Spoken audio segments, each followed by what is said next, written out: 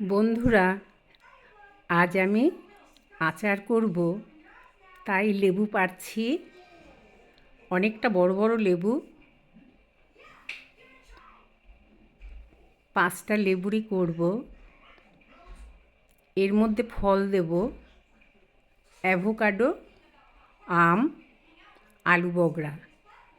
আমি তেল ছাড়া করব। আর এই মশলা দিচ্ছি 5 ফোড়ন, একটু সর্ষে আছে, শুকনো লঙ্কা আছে, একটু জোয়ান আছে, লবঙ্গ আছে, আর 2টো শুকনো লঙ্কা, আর একটু মরিচ দিলাম। যতটা আচার হবে তার থেকে আমি মশলা কম দিচ্ছি। আর তেল দেবো না, তেল ছাড়া করব।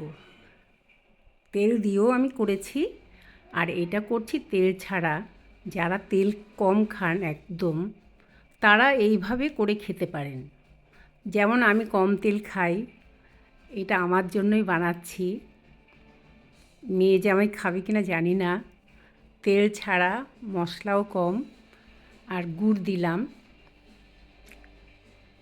এটা ডাস্ট, এখানে গুড় পাওয়া যায়।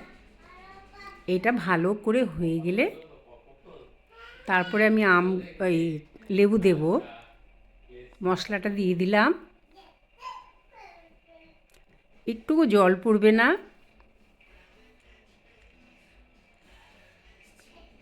এইটা ভালো করে হয়ে গেলে তারপরে আমি লেবুটা দেব।